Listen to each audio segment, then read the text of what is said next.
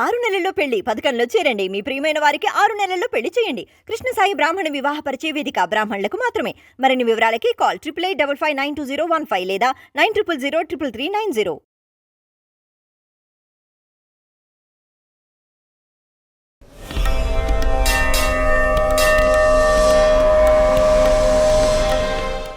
గురుగారు, ఇంట్లోకి బల్లులు తరచూ వస్తున్నాయి అంటే అది దేనికి సంకేతం? ఇంకా బల్లి ఒంటి మీద పడితే అది అశుభం అని కొందరు అంటారు. బల్లిని చూడకూడదు అని అంటారు. ఇలాంటివన్నీ నిజంగా ఉంటాయా?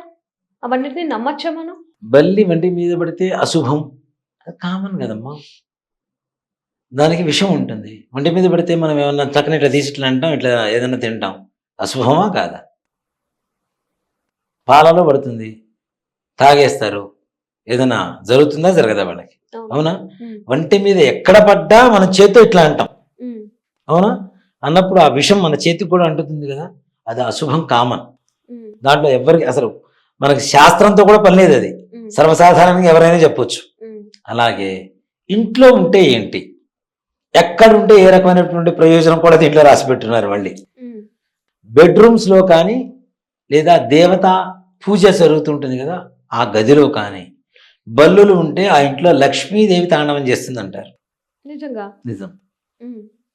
అలాగే బల్లులు శుభశకునానికి చిహ్నం. ఏదైనా మనం మాట్లాడుతున్నాం, ఇది కావాలి అనుకుంటున్నప్పుడు బల్లి టప్ టప్ ఇట్లా కొట్టుకుంటుంది, బల్లి అరిచింది అంటారు. అవునా? రెండు పెదవులు టప్ ఇట్లా కొట్టుకుంటుంటాయి.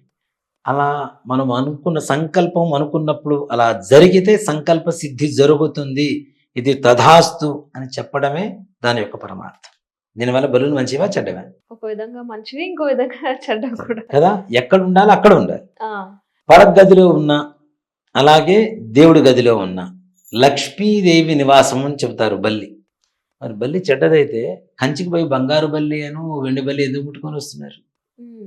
చెడ్డదే అయితే అవి ముట్టుకోరుగా, వాడికి అంత శక్తి అయితే ఇవ్వరుగా. ఆ సంప్రదాయం. కంచికి వెళ్ళారు అంటే బంగారు బల్లి వెండి బల్లి ముట్టుకొని రావాల్సిందే తప్పనిసరిగా. మరి ఎందుకు ముట్టుకొని వస్తున్నారు? అవి దేవతా స్వరూపాలనే కదా కదా. కాబట్టి ఇంట్లో బల్లులు ఉంటే లక్ష్మీదేవి ఉంటుంది. అలాగే వాటివి శరీరం ఆకృతి కింద భాగం కొంచెం జిగుప్సాకరంగా ఉంటుంది, ఎలర్జీ ఉన్నట్టుగా ఉంటుంది మనకి వాటిని చూస్తుంటేనే. అంతేకాని వాటి జాతి లక్షణం అది, అంతేగాని వాటికి ఇదేం లేదు.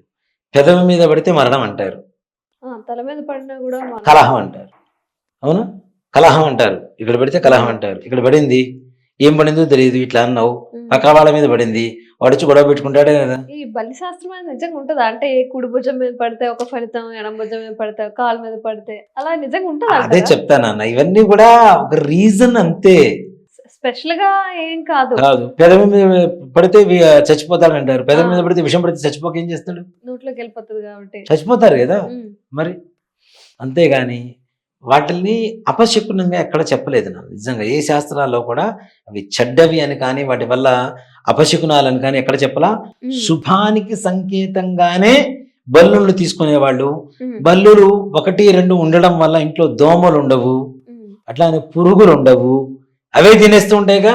సో అవి కూడా మనకి ప్రాణాల కొంతవరకు రక్షణ కలుగజేస్తుందిగా. అవునా? అవి మంచివా చెడ్డవే? అవి చెడ్డవైతే ఆల్అవుట్ కూడా చెడ్డదే. ఆల్అవుట్ పెడతాం కదా దోమలకి, అది కూడా చెడ్డదే అవ్వాలి. అవునా?